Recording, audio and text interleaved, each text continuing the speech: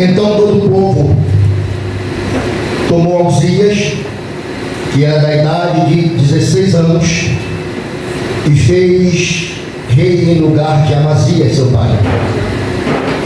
Este edificou a Elate e a restituiu a Judá, depois que o rei adormeceu com seus pais.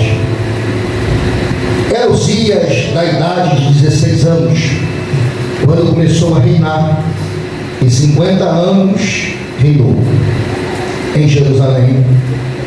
E era o nome da sua mãe Jecolias de Jerusalém, e fez o que era reto aos olhos do Senhor, conforme tudo o que fizera Amazias seu pai, porque deu-se a buscar a Deus nos dias de Zacarias, sábios nas visões de Deus, e nos dias em que buscou o Senhor, Deus fez prosperar. Versículo de número 16. Olha como é a vida do homem, irmãos. Começa alguns muito bem, mas terminam muito mal. Olha só. Mas havendo já se fortificado, exaltou-se o seu coração até se corromper, e transgrediu contra o Senhor, seu Deus, porque entrou no templo do Senhor para queimar incenso no altar do incenso. Porém, o sacerdote Azarias entrou após ele, e com ele 80 sacerdotes do Senhor, varões valentes, e resistiram ao rei Uzias. Eles disseram: a ti, Uzias, não compete queimar incenso perante o Senhor, mas os sacerdotes, filhos de Arão, que são consagrados para queimar incenso, sai do santuário, porque transgredistes, e não será isso para a tua parte, para a tua honra da parte de Deus, do Senhor Deus. Então Uzias se indignou e tinha um incensário em sua mão para queimar incenso. Indignou-se, pois quando os sacerdotes, a lepra lhe saiu à testa perante os sacerdotes na casa do Senhor, junto ao altar do incenso. Então o sumo sacerdote Azarias olhou para ele, como também todos os sacerdotes, e este já estava leproso na sua testa. Apressuradamente o lançaram fora, até ele mesmo se deu pressa a sair, visto que o Senhor o ferira. Assim ficou leproso o rei Uzias até o dia da sua morte, e morou, por ser leproso, numa casa separada, porque foi excluído da casa do Senhor. E Jotão, seu filho, tinha o seu cargo, a casa do rei, julgando o povo da terra. Senhor nosso Deus, muito obrigado, Senhor, pela tua palavra, que é santa e eficaz, mais penetrante do que espada de dois gumes, divide almas e espírito, juntas e medulas, e apta para discernir intenções do coração. Senhor, faz o que lhe apraz nessa noite, assim como um certo homem que arrastou multidões, fez uma oração. Eu faço. Espírito Santo, fala por mim nesta noite. Não sou eu que faço, mas quem faz acontecer é o Senhor. Então eu te oro nesta noite e te glorifico no nome maravilhoso de Jesus. E você senta, diz amém, amém e amém.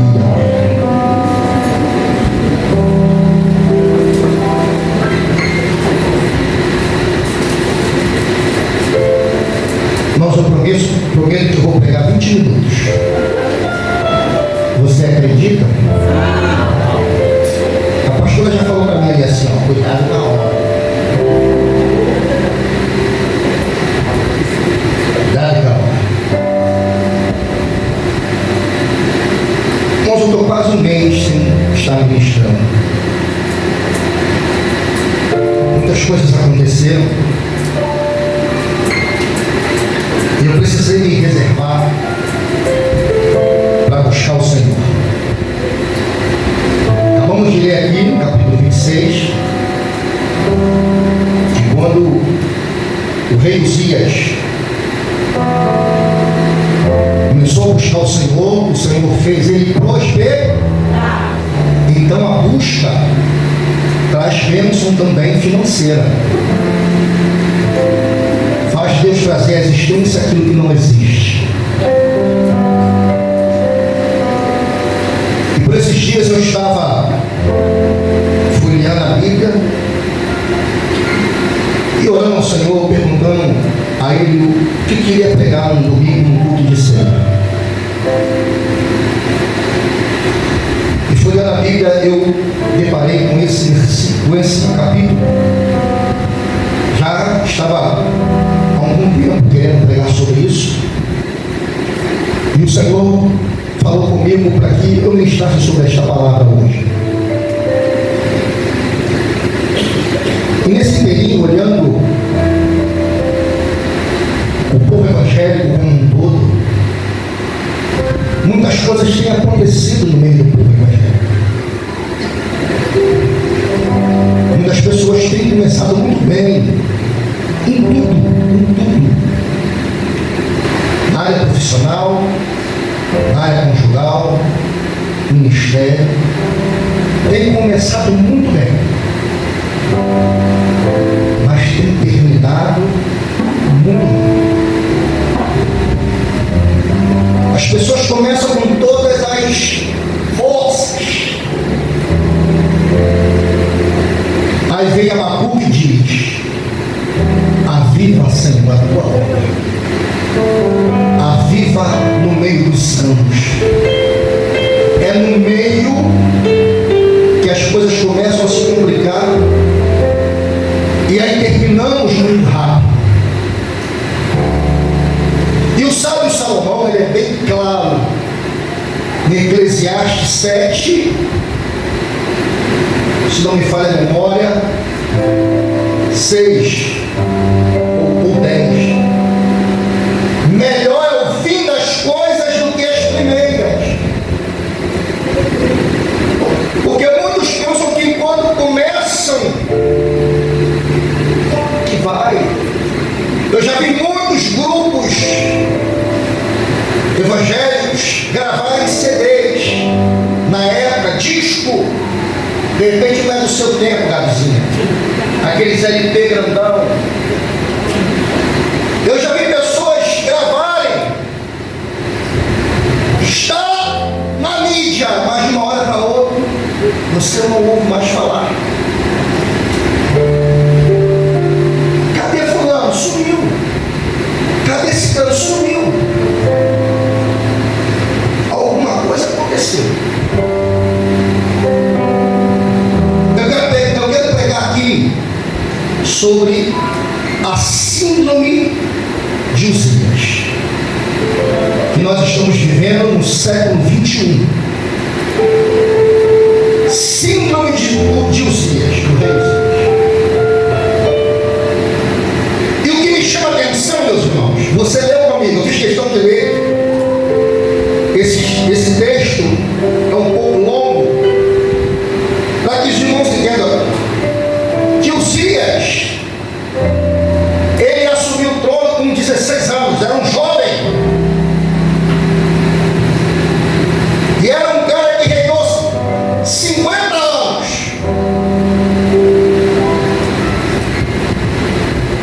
Era um cara que dava exemplo, muito exemplo. As pessoas olhavam para Uzias: esse é o cara, esse é o cara. Ele era filho de Amós, ou melhor, filho de Amazias. E segundo a tradição, ele era irmão de Amós, que é pai de Isaías. É aquele Uzias lá no capítulo 6 do livro de Isaías, que quando o rei morre, ele tem aquela visão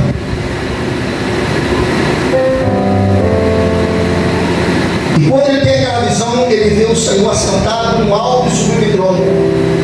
E o seu cetro enchia. Serafins voavam, cada um tinha 6 asas. Com 2 cobriu o seu rosto, com 2 cobriu seus pés, e com 2 voavam.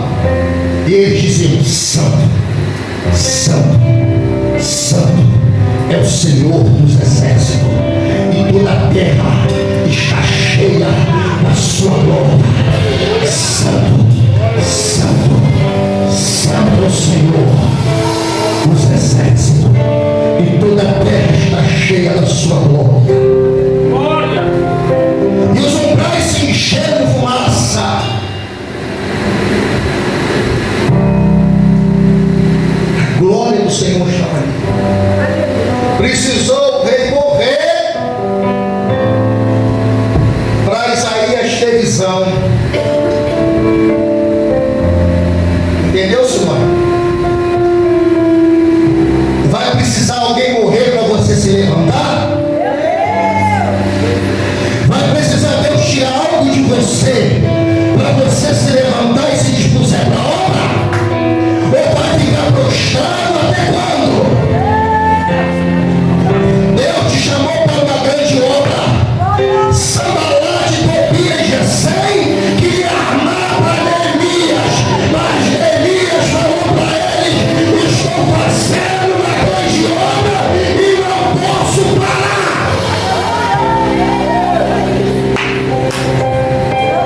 Quem tem consciência daquilo que para que o Senhor chamou, não para no meio do caminho.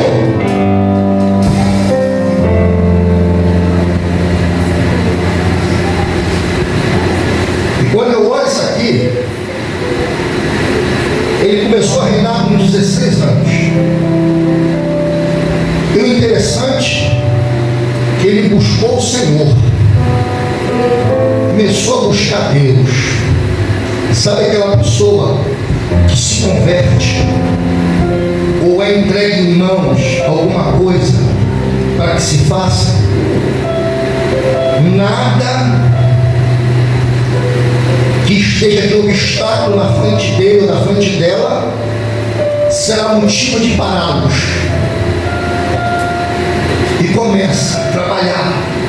Só que todas as vezes que nós trabalhamos para o Senhor, não pense nisso, não pense que isso vai ficar barato. Porque tem pessoas que falam assim: vamos fazer um culto na rua. Você vai para a rua e faz um culto na rua. Deus salva almas, Deus cura, o Senhor faz milagres. E quando isso acontece, Satanás mira você. É aquele ali que o Senhor está usando. Então, eu vou começar a colocar na frente dele o obstáculo. Eu quero ver até quando ele vai e ela vai, com essa vontade toda, com essa ousadia toda. Eu quero ver até que ponto ele vai, até que ponto ela vai. Ser cristão é ter a cabeça preta. No Brasil, nós temos livre acesso nas ruas, nas praças, em alguns órgãos públicos com autorização. Mas alguns países árabes, chamados janela 10/40, o evangelho não entra.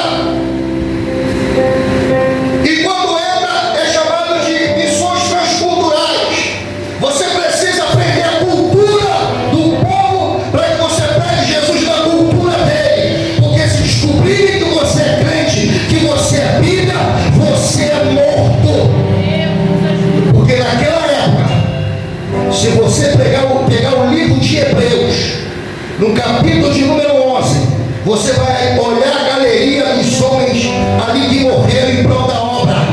Uns foram cerrados ao meio, outros foram jogados na cova, outros foram torturados,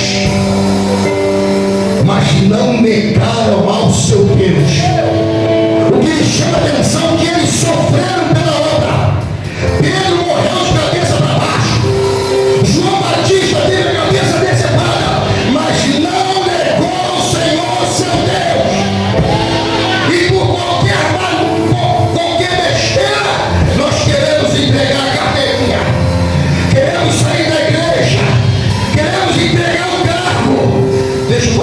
para você? Deixa de ser frouxo, levanta a tua cabeça, se põe de pé e faça a obra. O Senhor vai cobrar de você aquilo que Ele entregou nas suas mãos, a parábola dos talentos. Para um Ele deu 5, para outro Ele deu 2, para outro Ele deu 1, o que deu Ele enterrou. Você está enterrando aquilo que o Senhor colocou nas suas mãos.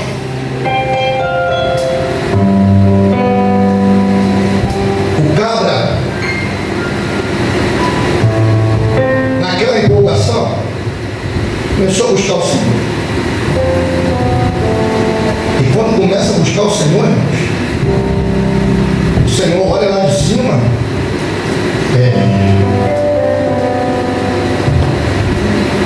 Está jejuando. Não precisa levantar a mão, tá? Quantos aqui não sabem mais o que é jejum?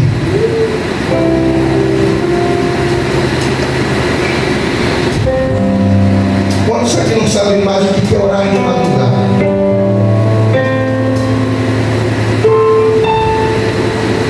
Começaram muito bem.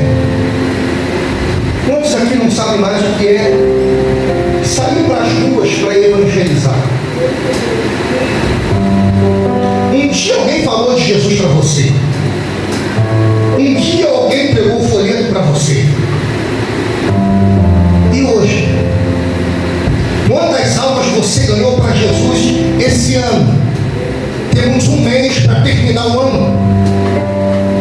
Quantas almas você ganhou para Jesus? Irmãos, nós somos um ser espiritual, mas um ser racional. Nós podemos viver na terra e viver nos céus.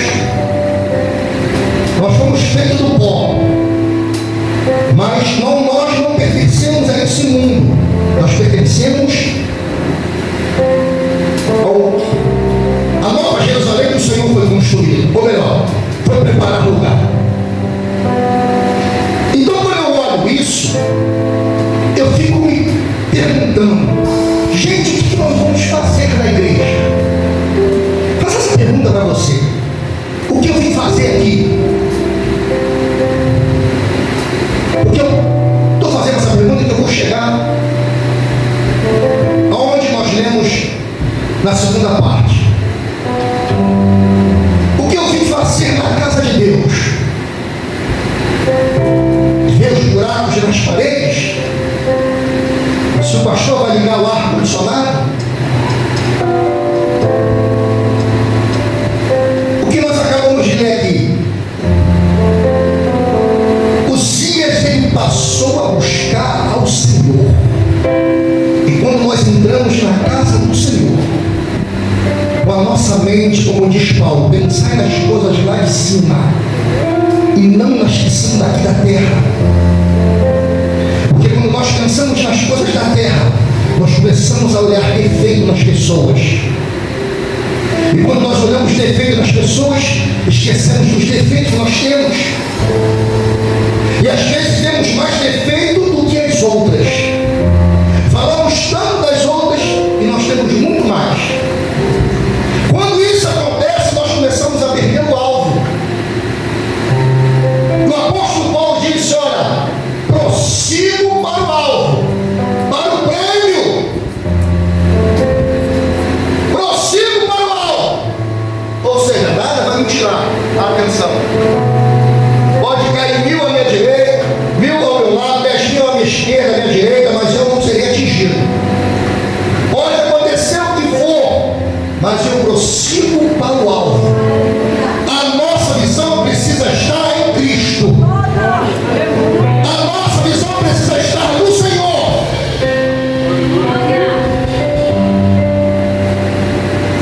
Uzias, ele edificou cidades. Uzias, ele também edificou as torres de Jerusalém.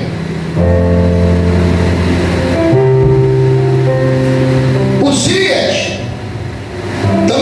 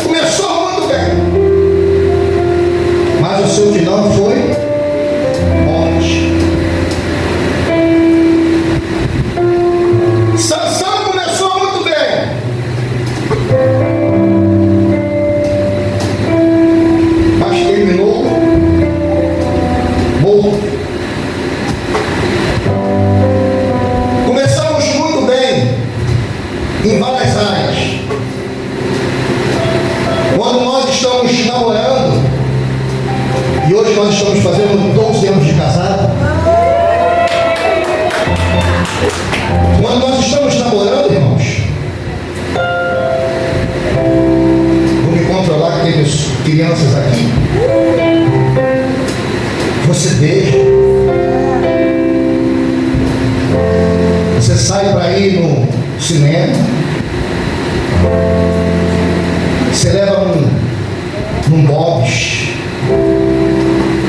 porque depois que passa um tempo já começa a levar no podrão. Aí para impressionar você leva num restaurante, começa muito bem. Mas quando chega um tempo que um conhece o outro, porque a palavra conhecer na Bíblia é quando você tem relações, mas em questão de quando você conhece como ele é, como ela é, quais são as manias, parece que as coisas começam a se esfriar.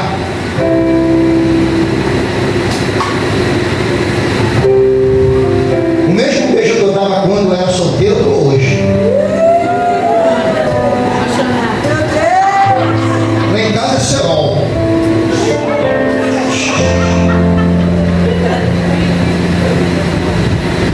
Quando nós não temos trabalho e começamos a trabalhar, é o melhor emprego do mundo. Estava desempregado. E quando começa a trabalhar, é o melhor emprego. Mas chega um determinado momento, já começa a olhar o emprego por outros olhos. Já não fica mais satisfeito com o salário. Começa a inventar um monte de perseguições.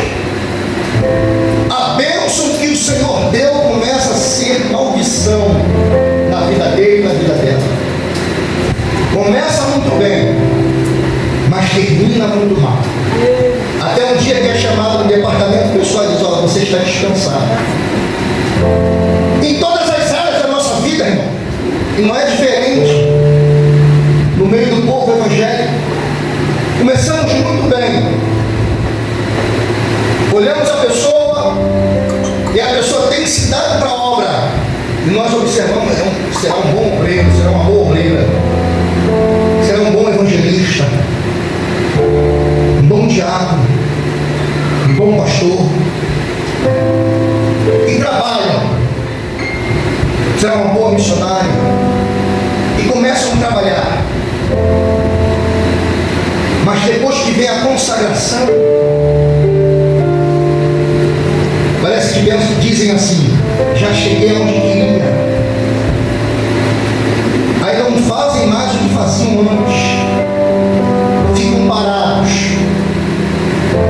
começam muito bem, aí terminam muito mal. E diz a Bíblia, Paulo, escrevendo a Timóteo, diz que o obreiro ele precisa ser irrepreensível. Não estou pegando o obreiro, não, tá? Eu estou só dando um exemplo aqui. O obreiro ele precisa ser irrepreensível. Começa muito bem, mas termina muito mal. E na vida do rei Uzias aconteceu isso, até que o seu coração se exaltou. Chegou um momento que ele pensava que poderia fazer tudo, mas nem tudo ele poderia fazer. Mas eu sou rei, sim, mas não compete você entrar dentro do santuário. Uma empresa para funcionar ordenadamente, cada um precisa fazer o seu trabalho. Na igreja a mesma coisa, na nossa casa a mesma coisa. Para que funcione bem, para que tudo corra bem, cada um precisa fazer a sua parte. E quando eu olho a vida do rei Uzias,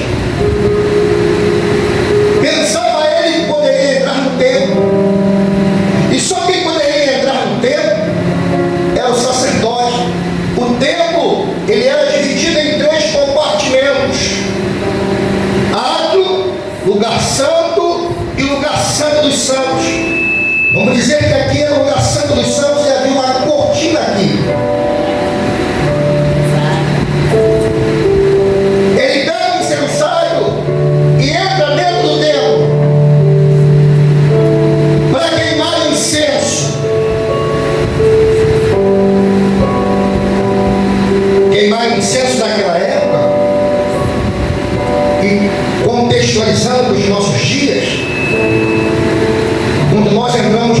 Senhor significa adoração, louvor, oração.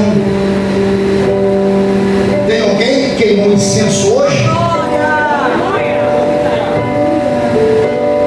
Quando ele entra na casa do Senhor, entra o profeta atrás dele, e após o profeta, 80, após o sacerdote, 80 sacerdotes. E quando olha para o rei, diz para ele assim: olha, não compete você fazer isso. E ele não olha para o sacerdote e fica indignado. Aonde ficava o incensário? Na parte central do templo. Ele tinha 45 centímetros de comprimento, 45 centímetros de largura, 90 centímetros de altura, tinha 4 chifres nos lados, 2 argolas para pôr os varais para transportar. Era ali que o sacerdote queimava o incenso, jogava os pós aromáticos. O incensário estava aceso, e quando a fumaça subia às narinas do Senhor, recebia as orações, recebia o louvor, recebia a adoração. Aleluia! Por isso, quando nós oramos aqui, nós louvamos ao Senhor. Faça isso de todo o seu coração, até que o seu incensário, o seu incenso suba até o trono da glória e chegue até as narinas do Senhor. E quando o incensário, como o incensário está nas mãos do sumo sacerdote, naquela época, quando ele entrava no templo, no Santo dos Santos, ele pegava o incensário e colocava por debaixo da cortina, que era conhecido como uma tapeçaria, que pesava toneladas e tinha um palmo de grossura, e havia figuras de querubins nela.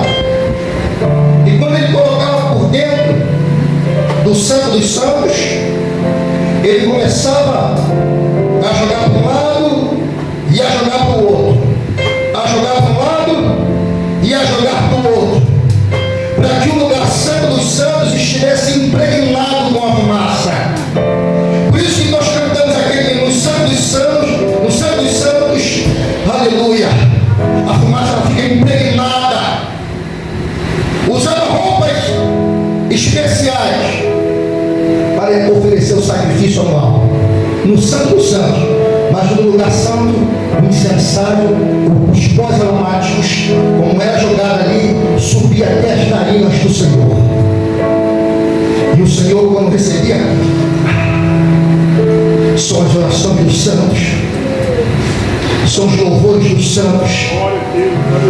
Olhava lá dizendo: são as súplicas dos meus filhos, são o louvor dos meus filhos. Por isso, se você olhar o Salmo 41, foi o salmo que nós lemos aqui, na abertura do culto, fala sobre incenso. Quando nós nos colocamos na brecha da adoração, a nossa oração sobe como incenso suave até as narinas de Deus. Por isso que você olha a Bíblia, e quando Paulo e Silas eles estavam presos, começaram a orar e começaram a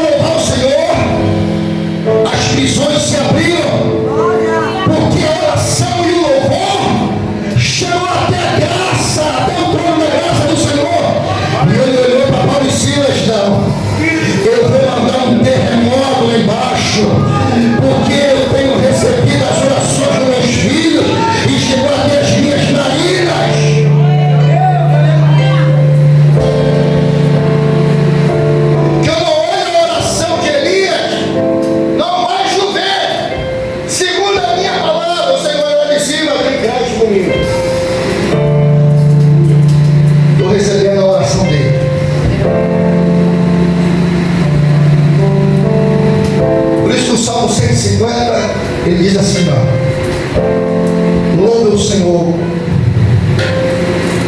louve o Senhor, Pai, louve o Senhor com tamborins. Todo ser que respira, louva o Senhor. O louvor tem um poder no mundo espiritual de abrir portas. As orações, elas têm um poder no mundo espiritual de trazer à existência aquilo que não existe. A adoração, ela tem um poder no mundo espiritual para fazer o Senhor lhe dar vitória. Se lembra de Josafá? Pois os levitas na frente, tira os guerreiros. Senhor,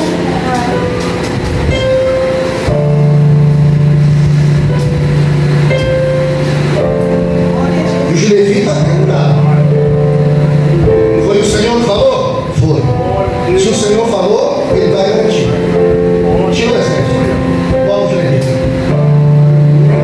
e começar a tocar. Não fique questionando as ordens do Senhor. Se o Senhor falou para fazer, faça, porque o milagre é Ele quem faz. Estamos somente os instrumentos na mão dele. E começar a louvar. Deus fez com que os próprios inimigos matassem uns aos outros ali. O poder da adoração.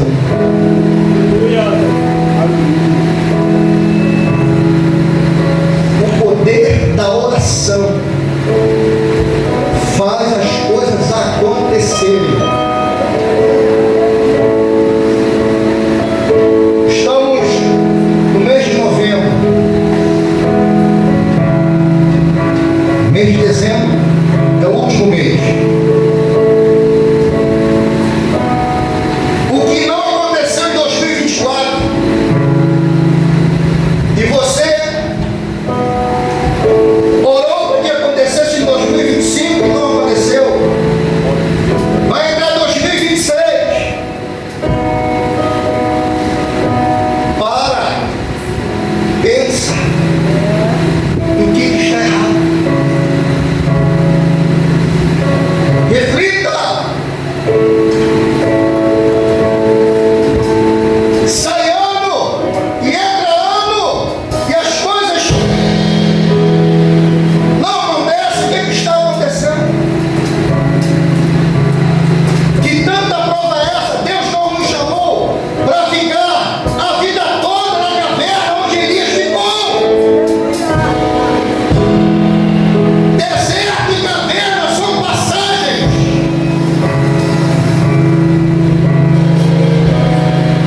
Mas existem pessoas que se acomodam nas cavernas, se acomodam nos desertos. E quando se acomodam, irmãos, aquela pessoa que começou muito bem vai terminando muito mal.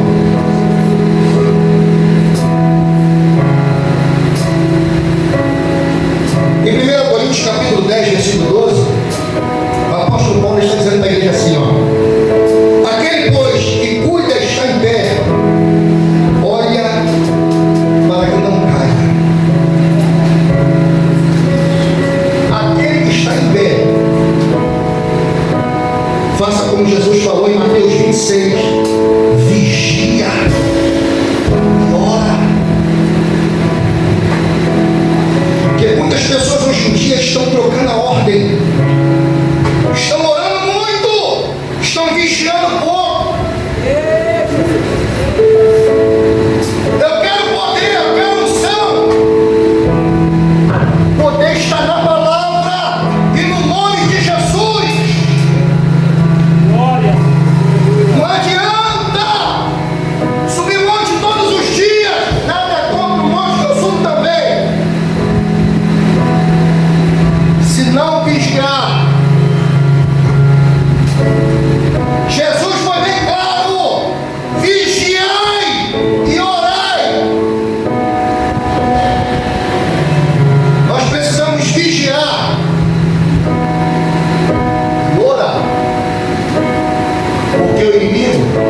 está ao nosso derredor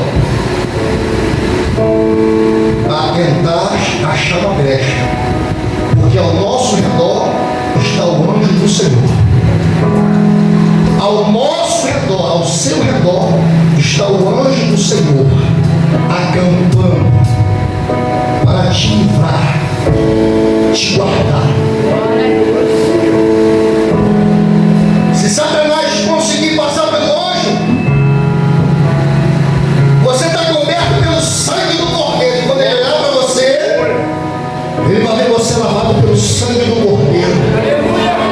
Ele vai dizer: aquele ali é diferente, aquela ali é diferente. Quando o sacerdote fala para Uzias que não competia a ele fazer, ele fica indignado e quer ainda retrucar com o sacerdote dentro da casa do Senhor, dentro do templo. Não precisou o sacerdote dizer nada, o próprio Senhor fez acontecer. Eu quero dizer uma coisa para você aqui: o justo ele não se justifica. Existe alguém no céu, um advogado que intercede por nós. É ele que vai nos justificar.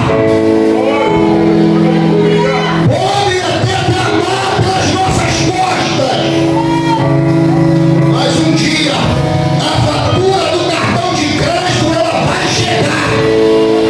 Eu tenho certeza, seja na vida de quem for que está sendo caluniado, perseguido, um dia a fatura do cartão de crédito ela vai bater na sua porta.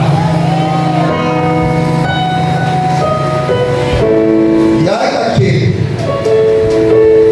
a Bíblia diz, o próprio Jesus falou: ai, é inevitável que venha o escândalo, mas ai daquele por quem vem o escândalo.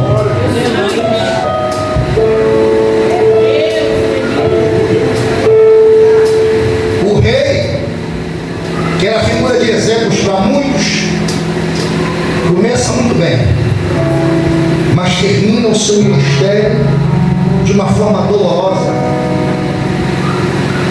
Na testa dele, quando os sacerdotes olham,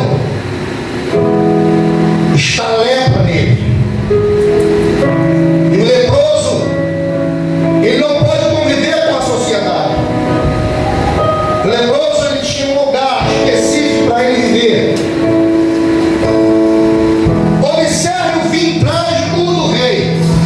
Com 16 anos assume o trono, fortifica a cidade, tem um exército fortificado. Tantas coisas aquele homem fez, figura de exemplo. Mas por querer fazer algo que não lhe competia, o leproso terminou os seus dias horríveis. Isso me faz entender que não adianta você ser bonzinho, não adianta você querer você fazer para querer agradar alguém, não adianta fazer as coisas para chamar a atenção de outras, não. É melhor que você faça com calma, faça devagar, com excelência, nos bastidores, se quiser, mas para que você seja visto pelo Senhor. Porque existem pessoas que querem ser reconhecidas, pessoas que querem ser reconhecidas, tomar um tapinha nas costas, dizer: muito bom, pregou muito, louvou muito, o que você fez foi extraordinário. Quantas pessoas poderiam ter dito para esse homem: olha,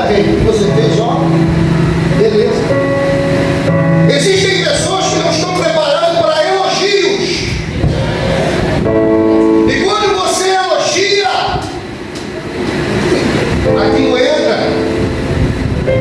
Aí já começa a te olhar diferente.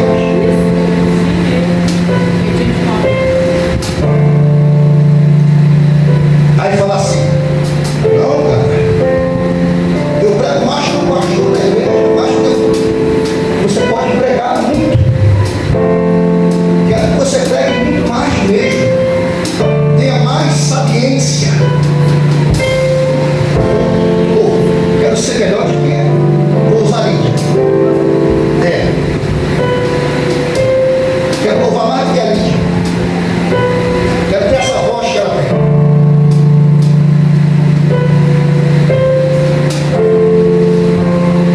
Será que vai aguentar o que ela quer?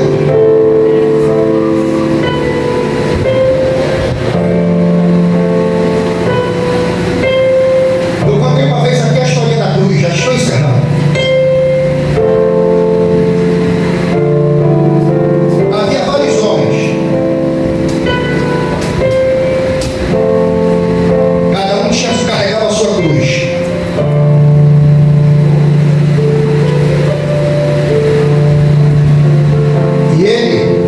E um deles, numa reunião juntos, conversando, eles guardaram cada um a sua cruz numa sala. E um deles, e eles começaram a conversar. A minha cruz é muito pesada. E o outro, a minha é pior ainda. E o outro, a minha eu estou arrastando ela. Aí um teve uma ideia assim, ó: vamos fazer o seguinte, vamos trocar de cruz. Vamos trocar de cruz. E todos concordaram. E eles disseram assim, ó: deixa a luz apagada, chega lá dentro, mistura a cruz, todas elas, cada um pega uma. Irmãos, esse rapaz foi o primeiro. E quando ele entra dentro do quarto para pegar a cruz, ele não consegue levantar. Não consegue levantar. Pegou a outra. Engraçado é que cada cruz tinha um nome da pessoa. Ele pegou uma por uma. Quando chegou na última, ele conseguiu levantar e carregar ela. Quando ele chegou lá fora, quando ele olhou o nome de quem era, a dele. A dele próprio. Se a minha cruz o Senhor desse para você, talvez você não conseguiria carregar. Talvez o Senhor lhe desse a sua cruz para que eu carregasse, eu não iria conseguir carregar. Por isso que Jesus disse: quem quiser vir após mim, negue-se a si mesmo, tome a sua cruz a cada dia e siga-me. Tome a sua cruz e siga o Senhor. Não olhe para os obstáculos. Encerrando, Uzias não poderia viver com a sociedade. Foi viver isolado até o dia da sua morte. Aí entra o capítulo 6 do livro do profeta Isaías. No ano em que morreu o rei Uzias, eu vi o Senhor assentado num alto e sublime trono. E o seu séquito enchia serafins voavam de um lado para o outro. Com duas cobriu o seu rosto, com duas cobriu os seus pés, e com duas voavam. E cada um deles dizia: Santo, Santo, Santo é o Senhor dos exércitos, e toda a terra está cheia da sua glória.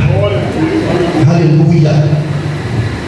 Que nós não sejamos como o rei Uzias. Não. Nós podemos até começar bem, mas continuar bem. Não começar bem e terminar mal. Porque quando nós terminamos mal, não somos bem vistos pelo Senhor. Mas se você nessa noite, você começou bem, e você parou no meio do caminho, o Senhor lhe dá mais uma oportunidade para você continuar a sua trajetória. Qual é, pastor, a minha trajetória? Não sei. Só você sabe daquilo para o que o Senhor chamou você para fazer. E para fazer com excelência. Vamos nos pôr de pé.